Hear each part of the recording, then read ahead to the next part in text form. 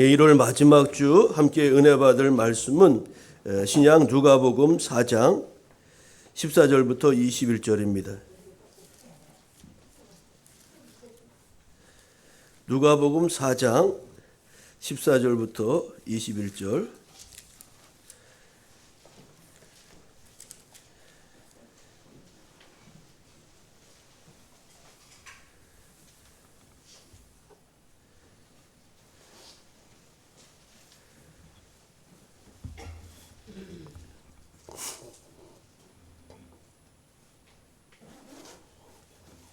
신약 94쪽 누가복음 4장 14절부터 21절까지 말씀 제가 봉독하겠습니다. 예수께서 성령의 능력으로 갈릴리에 돌아가시니 그 소문이 사방에 퍼졌고 친히 그 여러 회당에서 가르치심에 무사람에게 칭송을 받으시더라. 예수께서 그 자라나신 곳 나사렛에 이르사 안식일에 늘 하시던 대로 회당에 들어가사 성경을 읽으려고 서심해 선지자 이사야의 글을 들이거늘 책을 펴서 이렇게 기록된 데를 찾으시니 곧 주의 성령이 내게 임하셨으니 이는 가난한 자에게 복음을 전하게 하시려고 내게 기름을 부으시고 나를 보내사 포로된 자에게 자유를 눈먼 자에게 다시 보게 함을 전파하며 눌린 자를 자유롭게 하고 주의 은혜의 해를 전파하게 하려 하심이라 하였더라. 책을 덮어 그 맡은 자에게 주시고 앉으시니 회당에 있는 자들이 다 주목하여 보더라. 이에 예수께서 그들에게 말씀하시되 이 글이 오늘 너희 귀에 응하였느니라 하시니. 아멘. 오늘 우리가 읽은 누가복음 4장 12절부터 21절의 말씀을 중심으로 예수 그리스도의 사명이라는 제목으로 말씀을 나누겠습니다.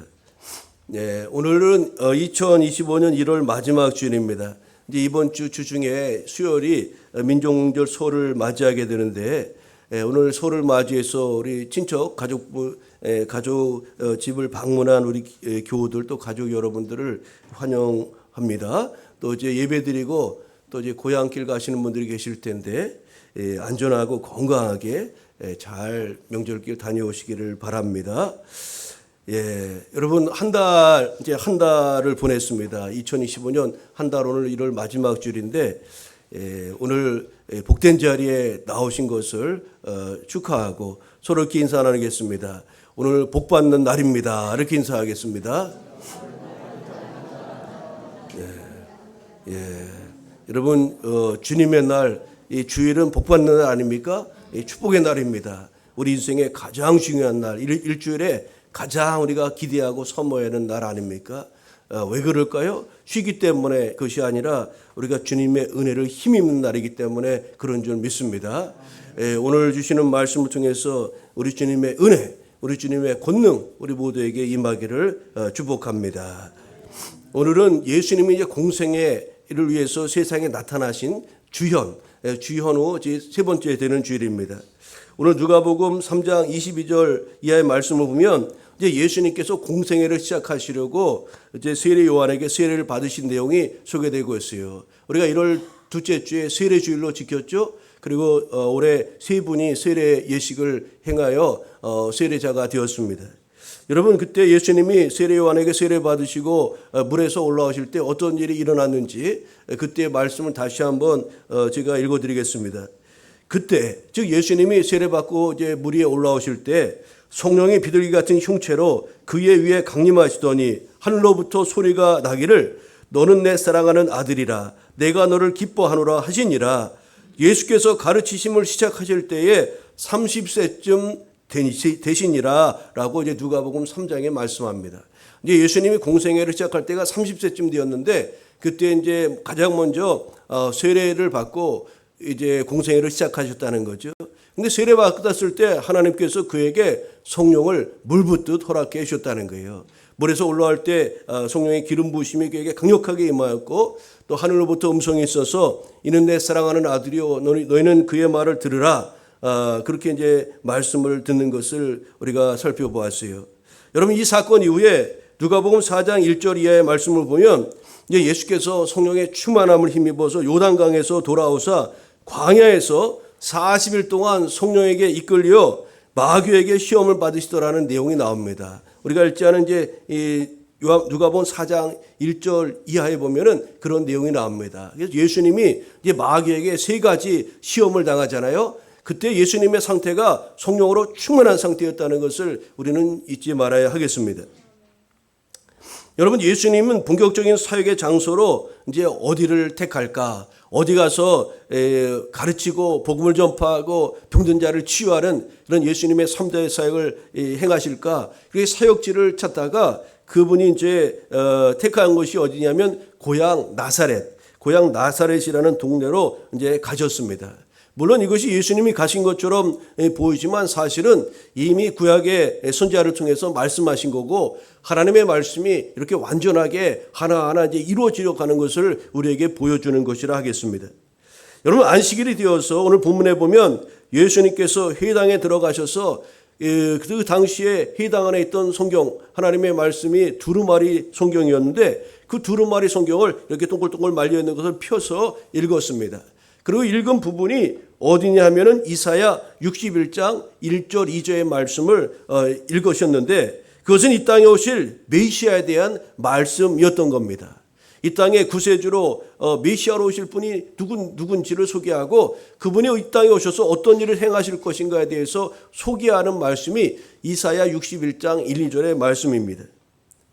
이사야에서 이 구절은 하나님께서 인류를 구원하시기 위해서 보내실 구원자, 곧 메시아의 사명에 대한 말씀이었습니다. 다시 말해 지금 말씀을 펴서 읽은 예수님 자신에 대한 말씀이었던 겁니다. 오늘 21절을 보면은요, 예수님은 고향 나사렛 해당에 있던 사람들에게 이렇게 말하죠. 이 글이 오늘 너희 귀에 응하였느니라.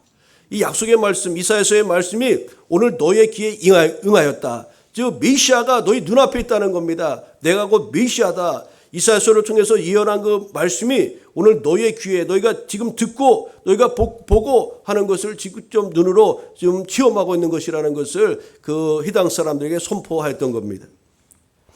여러분, 예수님은 메시아로서 자신이 행할 구원 사역들을 소개하였는데 가난한 이들에게 아름다운 소식, 곧 하나님 나라의 구원의 복음을 전하는 것이었고요. 또 구체적으로는 마음이 상한 자를 고치고 포로된 자에게 자유를 주고 갇힌 자에게 노임을 선포하고 여호와의 은혜의 해와 보복의 날을 선포하여 근심과 슬픔에 빠진 자들에게 위로와 기쁨을 주는 것이라고 그렇게 알려주었습니다. 여러분, 이사야서의 이 말씀은 예수님이 태어나기 700여 년 전에 주어진 것으로서 하나님께서 아주 오래전에 계획하신 그런 구원 계획이 예수 그리스도를 통해서 완전하게 성취되었다는 것을 우리에게 보여주는 말씀인 것입니다. 우리는 예수님의 인류 구원자 되심에 대해서 조금도 의심하지 말고 가난한 심령으로 주님을 의지하고 영접함으로 하나님의 영원한 구원에 이르는 주의 백성이 되어야 될 줄로 믿습니다. 여러분, 하나님께서는 앞서 말씀드린 것처럼 예수님이 공생애를 시작하셨을 때 그 삶을 위해서 성령을 물붓듯 충만하게 부어주셨고 또 기름을 부으셨다고 말씀합니다. 고대 이스라엘 사회에서는 특별한 사명을 수행할 자들의 머리 위에 기름을 붓는 그런 전통이 있었습니다. 특별히 기름 부은 사람 세 부류의 대표적인 사람이 있었는데 제사장과 선지자들과 왕, 이런 사람들에게 기름을 부어서 그 직임을 감당하도록 하였습니다.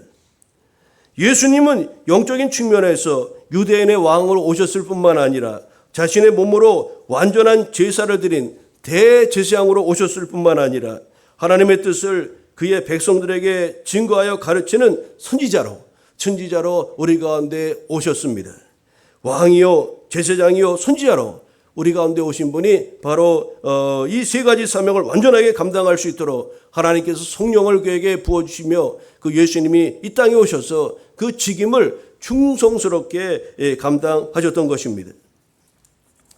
여러분, 하나님은 예수 그리스도를 믿고 영접하는 모든 이들에게 예수님에게 부어신 바 그 성령을 우리에게도 허락해 주시는 줄로 믿습니다.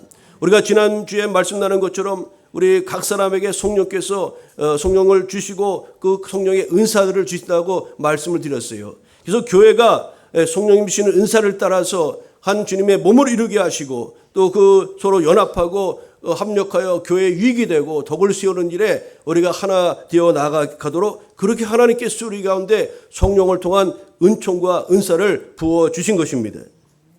여러분, 우리에게 성령으로 인치시고 충만하게 하시는 것에 두 가지 목적, 큰 두 가지 목적이 있는데, 첫째로 1차적인 목적은 죄는 우리를 거듭나게 하기 위해서 하나님이 우리에게도 성령을 부어주시는 겁니다. 그래서 성령을 통해서 우리는 예수 그리스도를 주라 고백할 수 있는 겁니다. 예수님 나의 주님이시요 나의 하나님이십니다 라고 고백할 수가 있어요. 지난주에 살펴본 것처럼 누구든지 성령으로 아니하고는 예수를 주라 할 자가 없느니라고 그렇게 말씀하였던 겁니다. 여러분, 그렇습니다.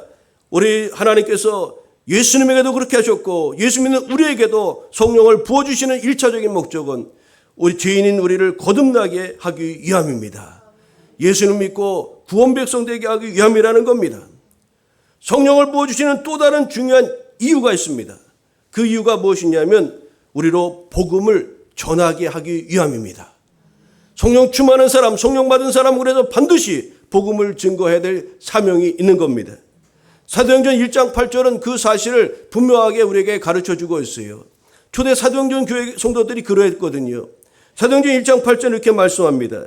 오직 성령이 너에게 임하시면 너희가 권능을 받고 예루살렘과 온 유대와 사마리아와 땅끝까지 이르러 내 증인이 되리라 하시니라. 여러분, 오늘 성령을 우리에게 부어주시는 목적은 우리 죄를 회개하고 거듭나게 하기 위함이고, 또 성령의 권능을 힘입어서 땅끝까지 우리 집으로부터 우리 이웃들, 또 이 나라 세계 열방까지 예수 그리스도의 복음을 증거하는 그런 복음의 사명자가 되게 하기 위해서 저와 여러분에게 성령을 부어 주셨다는 것을 잊지 마시기를 바랍니다. 그렇다면 여러분, 예수님이 이 땅에 메시아로 오셔서 행하신 일, 다시 말해 예수 그리스도의 사명이 무엇인지, 그것이 저와 여러분에게 어떤 의미가 있는지를 같이 살펴보며 은혜를 나누고자 합니다. 옛날에 제가 누가복음 4장 18절 19절 이 이사야 선지자의 말씀을 인용한 이 말씀을 통해서 몇 차례 이 복음의 능력이라는 그런 제목으로 여러분과 같이 은혜를 나눈 적이 있습니다. 오늘은 이제 제목은 다르지만 예수 그리스도의 사명이라는 제목이지만 이 말씀 속에도 이 말씀을 통해서 우리는 복음의 능력을 이 시대에 누리며 살아가야 하는 것입니다. 우리가 본문을 통해서 우리에게 주시는 첫 번째 은혜가 무엇입니까? 하나님 구원의 대상인 가난한 자는 누구를 말하는 것일까요? 하나님은 가난한 자를 긍휼히 여겨주시는 분이십니다. 그렇다면 하나님이 긍휼히 여기는 그 대상자인 구원의 대상이 가난한 사람은 누구를 의미하는 것일까요? 여러분, 18절을 우리 같이 한번 읽어볼까요? 18절, 주의 성령이, 우리 큰 소리로 읽어보겠습니다. 주의 성령이, 시작. 주의 성령이 내게 임하셨으니 이는 가난한 자에게 복음을 전하게 하시려고 내게 기름을 부으시고 나를 보내사 포로된 자에게 자유를, 눈먼 자에게 다시 보게 함을 전파하며 눌린 자를 자유롭게 하고 주의 은혜의 해를 전파하게 하려 하심이라 하였더라. 아멘. 예, 우리 19절까지 읽는 센스를 보여주셨네요. 그래요. 여러분, 하나님께서 예수님에게 성령을 부어주신 1차적인 목적은 가난한 자에게 복음이 전해지게 하는 것이라고 하였습니다. 예수님께 성령 주셔서 가난한 자에게 복음을 전하게 하시려고 예수님께 성령을 부어주셨다고 하였습니다. 그렇다면 이렇게 하나님의 구원의 대상이 되는 가난한 자는 도대체 어떤 사람을 말하는 것일까요?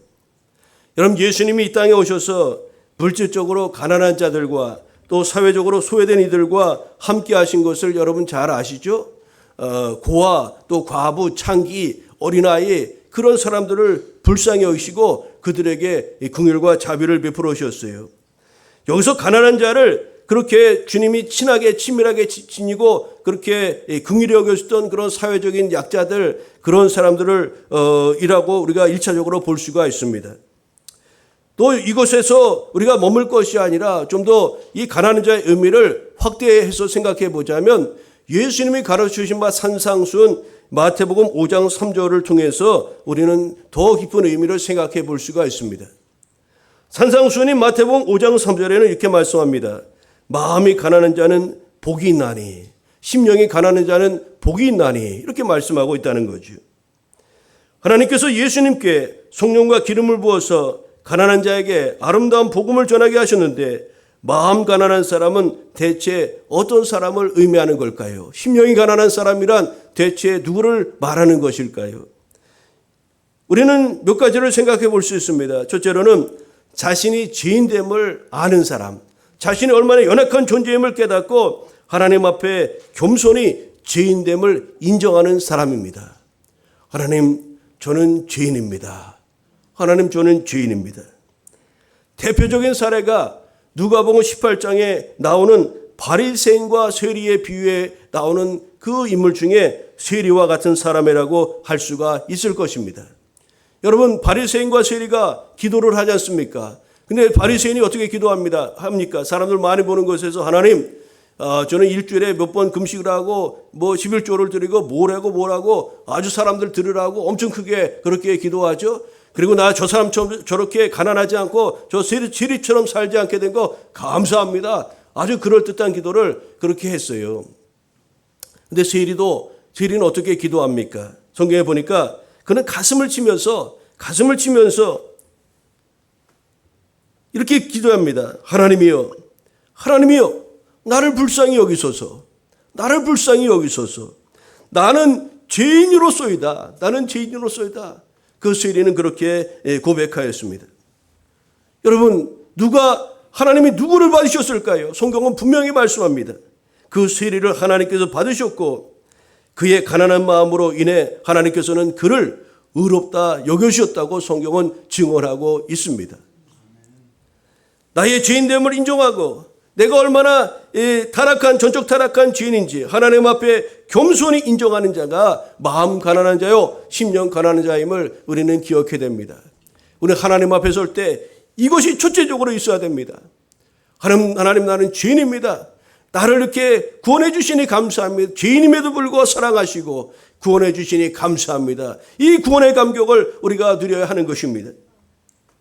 두 번째, 마음 가난한 사람은 어떤 사람 말할까요? 자신의 허물을 깨닫고 회개하며 하나님께 돌아가는 사람입니다. 여러분, 내가 죄인이라는 걸 깨닫기만 하면 뭐합니까? 그냥 여전히 옛날 습성을 따라서 계속 그대로 살아간다면 그게 무슨 아무런 의미도 없는 것 아닙니까? 이제 예수님을 만나고 나선 변화가 일어납니다. 기독교는 변화의 종교입니다. 우리 예수님 믿기 전과 예수님 믿은 이후의 삶은 완전히 달라져야 되는 것이 기독교 신앙입니다. 여러분, 이것을 꼭 잊지 마시기를 바랍니다. 오늘 여러분, 우리가 마음 가난한 사람이라는 것은 자신의 허물을 깨닫고 회개하며 하나님 앞에 돌아가야 한다는 거예요. 대표적인 사례를 성경에서 찾아보자면 누가복음 15장에 나오는 탕자를 좀 생각해 볼 수가 있을 겁니다. 그는 아버지로부터 재산을 이미 미리 땡겨서 받죠. 그리고 그걸 가지고 나가서 호랑방탕하게 다 탕진합니다. 그리고 얼마나 배가 고픈지 돼지 쥐염을 먹으려고 막 주인에게 달라 그래도 그것을 주는 사람도 없었다는 거예요. 그가 생각하기를 내 아버지 집에는 얼마나 먹을 것이 많던가. 내 집에는 종들도 좋은 옷을 입고 먹을 것을 풍성하게 먹고 그러는데 나는 이게 무엇인가. 그는 거기서 깨달음을 얻습니다. 그리고 그가 결단하죠. 내 아버지 집에 가서 아버지께 잘못했다고 말씀드려야 되겠다. 그리고 나를 종처럼 대우해달라고 그렇게 이야기하겠다. 그렇게 마음을 먹습니다. 그리고 집으로 돌아가서 갔더니 그가 집 나간 그 순간부터 아버지는 한 날도 빠짐없이 그 집 나간 아들을 기다리고 있었던 것 아닙니까? 그가 오자 아주 그 버선발로 달려나가 그 아들을 끌어안은 것 아닙니까? 그리고 입을 맞추고 종들에게 시킵니다. 가서 제일 좋은 옷을 내어다가 우리 아들에게 입히라는 겁니다.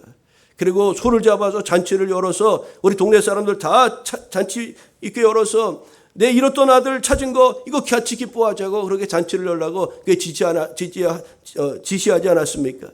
그리고 그에게 반지를 끼워주고 너는 진짜 내 아들이라는 거예요. 진짜 내 아들이라. 그런 말씀 우리가 누가복음 15장 돌아온 탕자를 통해서 우리가 살펴보았는데 여러분, 그렇습니다. 자신의 허물을 깨닫고 회개하고 다시 우리 인생의 출발점인 하나님께로 돌아가는 것, 그것이 바로 마음 가난한 자, 심령이 가난한 사람이라고 할 수가 있는 겁니다. 오늘 여러분, 주님께로 다시 돌아가시기를 바랍니다. 여러분, 우리 모두 주님께 회개함으로 우리의 연약해서 넘어질 때 회개하고 주님께로 다시금 돌아가고 또 넘어져도 다시금 돌아가고 주님 멀리하지 않는 그런 믿음의 주인공 되어야 될 줄로 믿습니다. 또 마음 가난한 사람은 어떤 사람을 의미할까요? 자신의 전적인 무능함을 깨닫고 하나님을 의지하면서 하나님께 구원을 간절히 구하는 사람이라 하겠습니다. 여러분, 우리는 하나님 앞에 늘 겸비한 자로 살아가야 됩니다.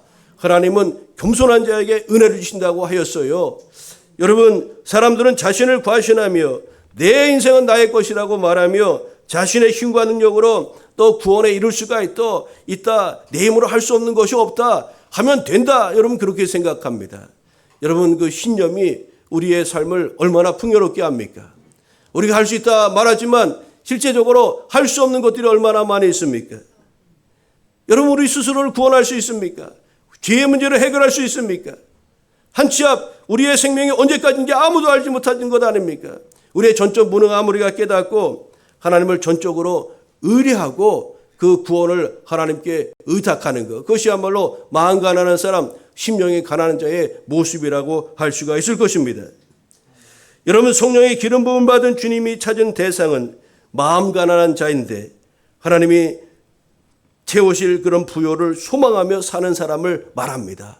세상의 다른 곳으로부터 그런 부요와 은혜를 채울 것이 아니라 오직 하나님으로부터 채우실 것이라는 것을 믿고 그 하나님을 바라보고 나아가는 이들, 그것이 바로 마음 가난한 이, 심령이 가난한 자라고 할 수가 있는 겁니다. 쇠리, 창기, 어린아이 같은 이들은 자신의 힘과 권세와 공로를 의지하지 않고 오직 구원자 하나님만을 전적으로 의지하는 심령의 태도를 갖고 있었던 것 아닙니까? 주님은 이런 이들을 찾아가 복음을 전해 주신 겁니다. 여러분, 우리 모두 주님 앞에 가난한 마음으로 나아가 그에 합당한 은혜와 복을 누리시는 교회 여러분 되시기를 바랍니다. 여러분, 오늘 본문을 통해 주신 바 은혜가 무엇입니까? 예수 그리스도는 우리의 영혼의 문제를 해결하시는 그런 하나님이심을 믿으시기 바랍니다. 제가 이쪽에 복음의 능력에 대해서 말씀 많이 몇 차례 드렸다고 말씀드렸는데 우리 영적인 문제뿐만 아니라 우리 주님은 복음이신 예수 그리스도, 그분은 우리 인생의 모든 문제를 해결하시는 그런 하나님이신 줄 믿습니다. 여러분, 오늘 예수님으로 말미암아 복음의 능력이 우리 안에 강력하게 임하고 또 승리의 삶을 걸어가는 주의 백성 되기를 간절히 소망합니다. 여러분, 오늘 18절 19절 말씀을 제가 다시 한번 읽겠습니다. 우리 말씀이 오늘 이 말씀대로 우리 가운데 응하는 놀라운 역사가 있기를 축복합니다. 주의 성령이 내게 임하셨으니 이는 가난한 자에게 복음을 전하게 하시려고 내게 기름을 부으시고 나를 보내사 포로된 자에게 자유를, 눈먼 자에게 다시 보게 함을 전파하며 눌린 자를 자유롭게 하고 주의 은혜를 전파하게 하려 하심이라 하였더라. 여러분, 이 말씀은 하나님께서 예수님을 성령으로 기름 부어 세상에 보내신 두 번째 목적을 설명하고 있는 말씀인데요. 성령의 기름 부으심 받고 오신 예수님께서 이 땅에서 행하신 그런 사역, 사명, 그것이 무엇인지를 소개하는 말씀입니다.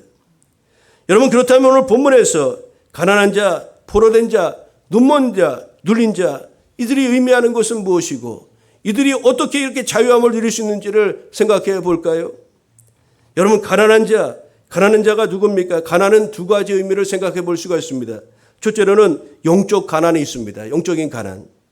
예수 그리스도의 영이 없는 자를 말합니다. 예수님 마음에 모시지 않고 살아가느니 그들은 다른 것 아무리 가지고 있어도 영적으로는 가난한 사람들입니다.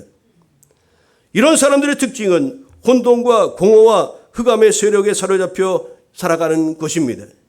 그러나 여기에 복음의 능력이신 예수님이 임하시면 그 혼돈과 공허의 세력이, 흑암이 완전히 떠나가게 되는 줄 믿습니다. 오늘 우리 안에 영적 가난한 이들, 오늘 예수님 여러분 마음에 임재하심으로 말미암아 여러분 안에 있는 모든 공허함, 혼돈과 흑암, 이런 것들이 완전히 거쳐지고 새 힘을 얻고 나아가시기를 바랍니다. 두 번째로 환경적인 가난이 있어요. 환경적 가난. 우리가 살아가는 물질적 가난, 환경적 가난이 있습니다. 이는 경제적인 가난을 말하는 것인데 이런 가난도 복음이신 예수님이 함께 하시면 이런 환경적 가난, 물질적 가난도 능히 저주도 물러가게 되는 줄 믿습니다. 여러분 전 세계 60억 인구 보시고 전 세계 200여 이상의 국가들 수많은 나라를 보십시오. 그 복음이 임한 곳곳마다 예수 그리스도의 복음이 임한 나라마다 그 나라가 어떻게 든든히 서가는지를 우리가 볼 수 있는 것 아닙니까? 예수님이 있는 나라와 예수님이 있지 않는 나라가 분명히 다르다는 것을 여러분 잊지 마시기를 바랍니다. 오늘 예수님은 우리에게 가난한 자에게 여러분 부유하게 하시기 위해서 우리 가운데 오셨어요. 원수 마귀는 우리를 죽이려고 하고 그렇지만 예수님은 우리에게 영생과 구원과 또 은혜와 축복을 주시기 위해서 오신 분이라는 것을 여러분 잊지 마시기를 바랍니다. 두 번째, 포로된 자가 있습니다. 포로된 자. 여러분 이것은 어떤 거에 매여 있는 것 아닙니까? 죽음의 악한 세력, 요즘 얼마나 자살률이 많이 일어나고 있습니다. 많이 일어나고 있습니까? 이 죽음의 악한 세력이 사람들을 자꾸 죽음의 자리로 끌어가는 겁니다. 또 방탕의 길로 이끄는 그런 악한 세력이 있어요. 우리 중독에 빠져서 우리 청소년들 이렇게 마약 여러 가지 빠져서 악한 길로 나아가는 그런 악한 세력이 있지 않습니까? 고독과 흑암과 공허의 세력에 사로잡혀 있는 자들을 포로된 자라고 일컫는 것입니다. 그런데 여러분 이런 영적으로 포로된 이들을 하나님께서 건지시고 복음이신 예수님이 그들 심령 가운데 임하시면 이런 모든 포로로부터 자유케 되는 줄 믿습니다.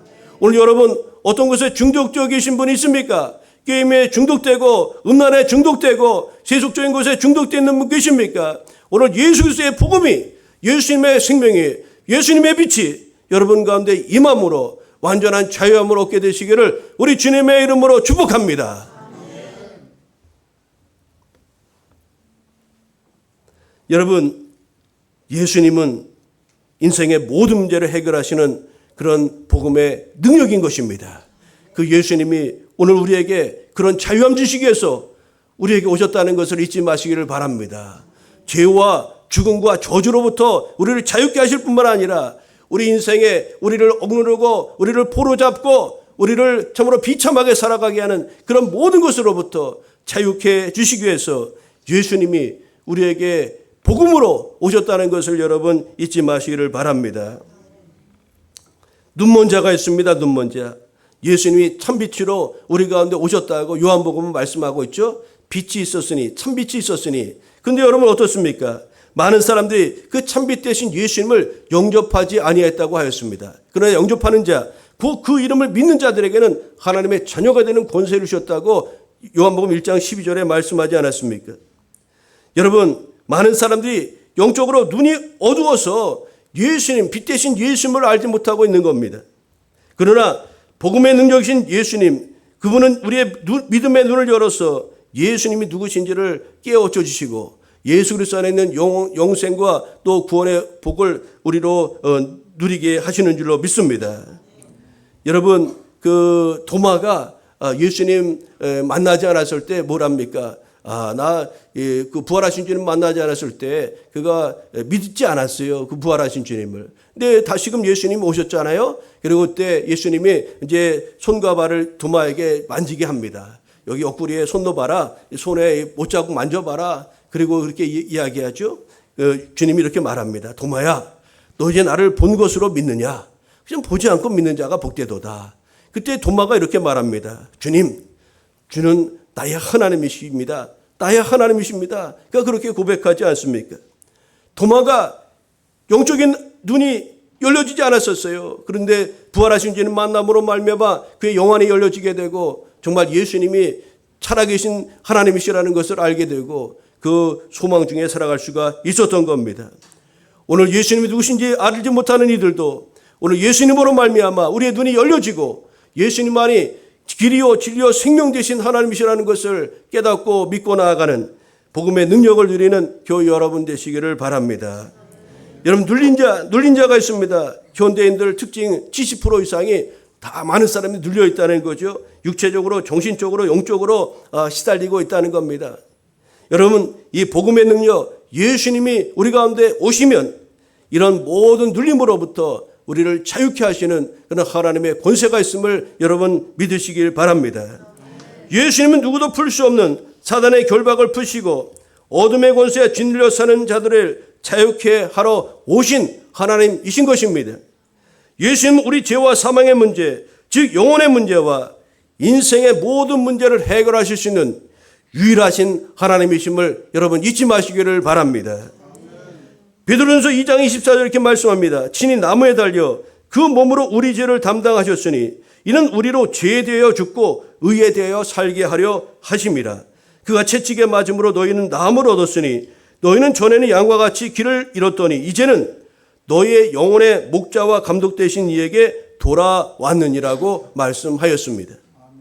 여러분 그렇습니다. 우리는 예수 그리스도 안에서 완전히 새로운 피조물이 되고 그 복음의 능력을 힘입고 살아가는 영적 존재가 된 것입니다. 예수는 이 땅에 오셔서 가르치고 복음을 전파하고 병든 자를 치유하시는 소위 3대 사역을 이 땅의 공생의 기간 동안에 감당하셨습니다. 오늘 그 사명을 오늘 이 땅에 세우신 교회들이 주의 성도들이 감당해야 하는 것입니다. 이사야 53장 3절 4절에 이렇게 말씀합니다.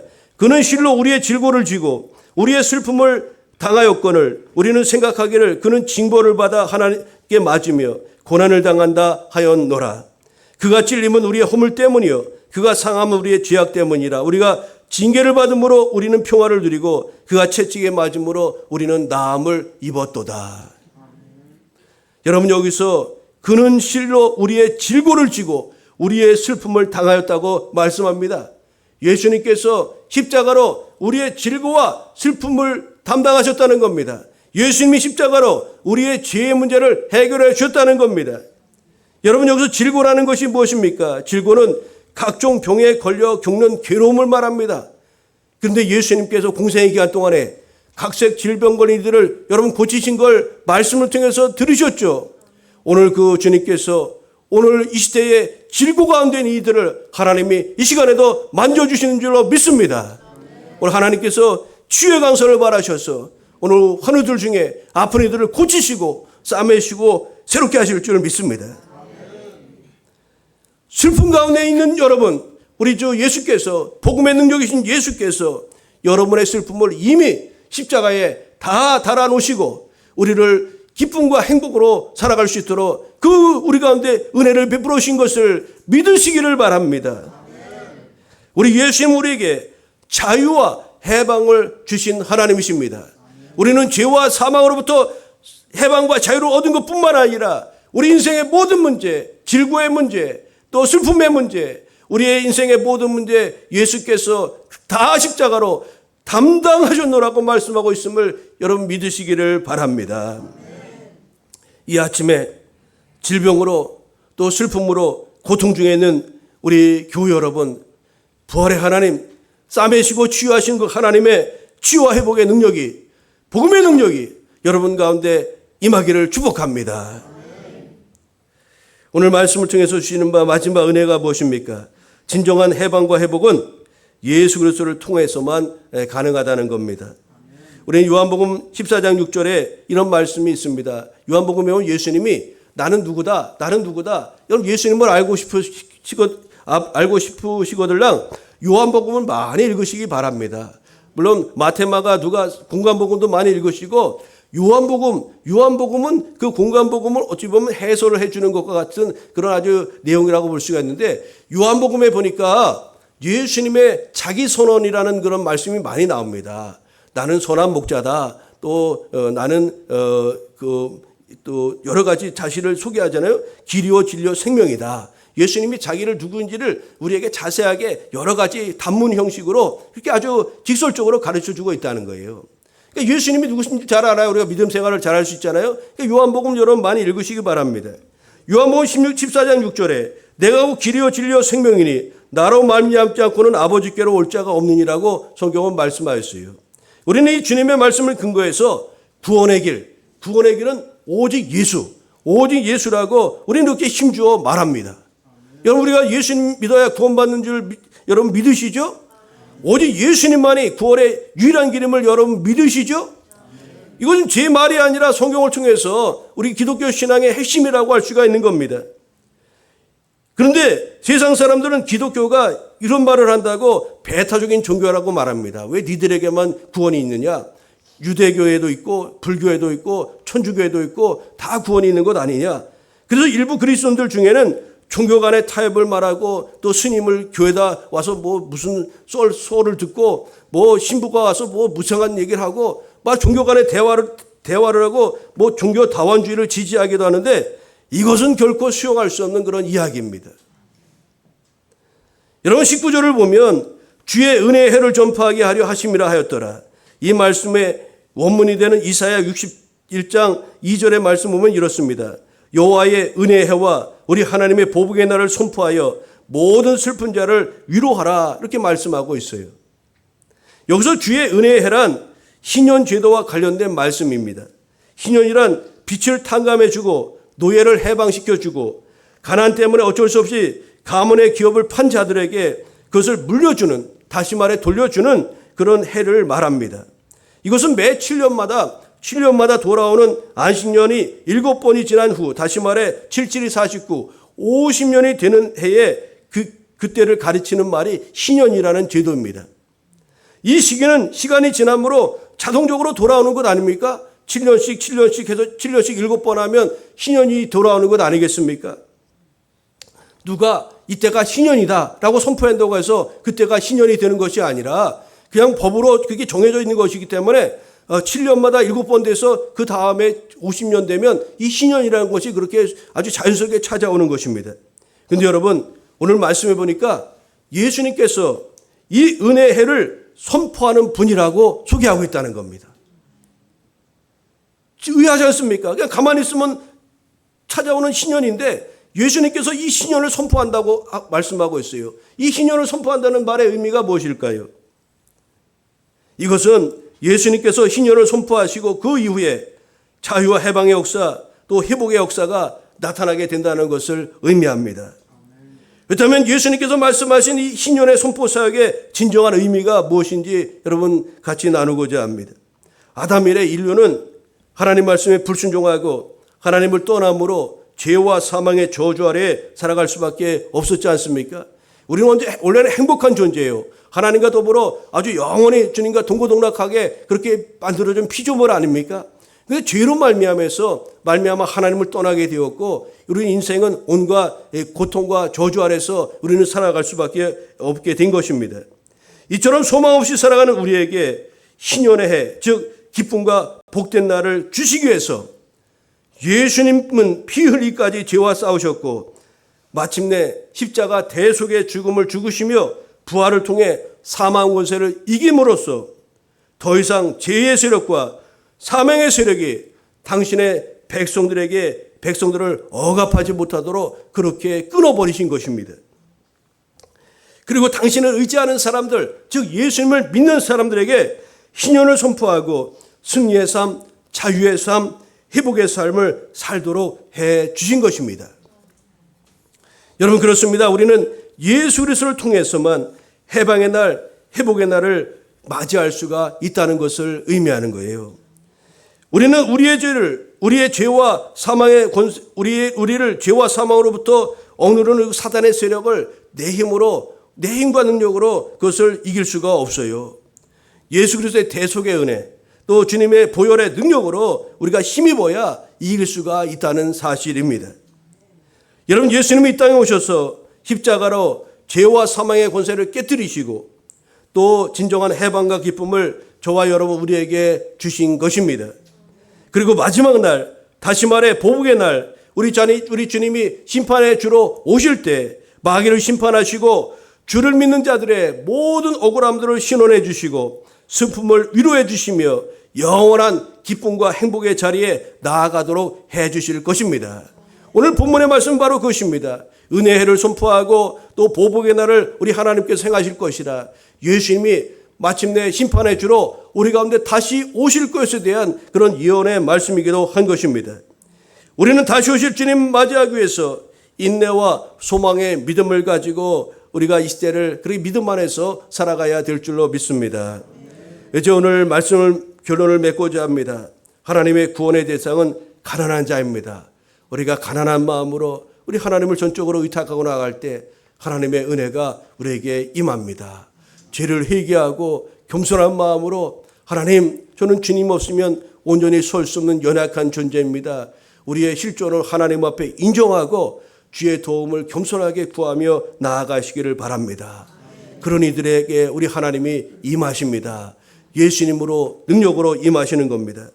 예수님으로 영혼의 문제뿐만 아니라 우리 인생의 모든 문제를 해결해 주시기 위해서인 능력의 하나님이십니다. 그 예수님을 믿음으로 우리의 질고와 병마와 모든 연약함과 우리 인생의 모든 문제가 해결되어지는 은혜의 역사가 임하게 되는 것입니다. 그런 놀라운 축복을 누리시는 교회 여러분 되시기를 바랍니다. 진정한 해방과 회복은 예수님을 통해서만 가능합니다. 그분은 길과 진리와 생명이기 때문에 그렇습니다. 여러분, 예수님이 공생애를 시작하면서 가는 곳곳마다 아름다운 복음을 전파하시고 억눌린 자들을 자유케 해 주셨습니다. 이처럼 은혜로운 사역을 감당할 수 있었던 것은 18절 전반부에 있는 말씀처럼 주의 성령이 내게 임하셨으니, 다시 말해 하나님의 성령, 하나님의 권능이 예수님께 충만하게 임하였기 때문입니다. 이러한 사실은 우리도 주님이 가신 길을 걸어가고 주님이 이루신 복된 일을 위해서는 반드시 성령의 충만함을 힘입어야 된다는 것을 우리에게 가르쳐주는 말씀이기도 합니다. 감사하게도 하나님께서는 예수님을 믿고 의지하는 우리에게도 예수님에게 부어신 바 그 동일한 성령을 우리에게도 허락해 주신 줄 믿습니다. 우리 안에 내주하시는 성령님과 우리를 인도하시는 성령의 능력을 힘입어서 예수 그리스도 안에 있는 자유와 해방과 기쁨의 은혜를 누리시는 교회 여러분 되시기를 바랍니다. 또한 성령의 능력을 힘입고 이 세상 가운데 나아가 복음을 전하며 마음 상한 자를 위로하며 죄에 얽매여 사는 자와 사망의 길에서 호덕이며 갇힌 자들을 생명의 복음으로 건져내는 복된 사명을 감당하는 교회 여러분 되시기를 소망합니다. 이것이 1월 마지막 주에 오늘 누가복음 4장 14절 이하 말씀을 통해서 저와 여러분에게 주시는 하나님의 말씀입니다. 이 말씀을 힘입고 이번 한 주간도 승리하시는 교회 여러분 되시기를 우리 주님의 이름으로 축복합니다. 기도하겠습니다. 사랑의 하나님, 감사합니다. 1월 한 달 여기까지 인도하신 것 감사합니다. 오늘 누가복음 4장의 말씀을 통해서 우리 예수님의 이 땅 오신 사명에 대해서 살펴보았습니다. 우리 주님이 오신 것은 우리의 죄의 문제 또 인생의 모든 문제를 해결해 주시기 위해서 복음의 능력으로 우리 가운데 오셨음을 같이 나누었습니다. 아버지, 오늘 복음의 능력이신 예수님 우리 안에 임하셔서 우리의 모든 연약함을 주께서 깨끗하게 치유하여 주옵시고 눌린 자들을 자유케 하여 주옵시며 아버지, 갈 바를 알지 못하는 이들을 갈 길을 찾는 그런 놀라운 구원의 역사가 있게 하여 주옵소서. 아버지, 마음 약한 이들을 담대하게 하시고 또 주님께서 권능으로 역사하여 주셔서 중독된 자 또 아버지 참으로 매여있는 자 예수님으로 말미암아 자유함을 누릴 수 있도록 주여 인도하여 주옵소서. 우울증이 예수님의 이름으로 완전히 떠나가게 하여 주옵소서. 불치병과 난치병이 떠나가게 하여 주옵소서. 아버지, 우리 안에 모든 연약함들이 예수님께서 십자가로 우리의 질고를 친히 담당하셨다고 말씀하였습니다. 그렇습니다. 우리 주님이 이미 우리의 모든 문제를 해결해 주신 줄 믿습니다. 오늘 그런 하나님의 놀라우신 은혜의 역사가 우리 가운데 임하도록 주님 우리에게 큰 믿음 허락하여 주셔서 믿음대로 지어지는 것을 우리로 보게 하여 주옵소서. 감사드리오며 예수님의 이름으로 기도합니다. 아멘.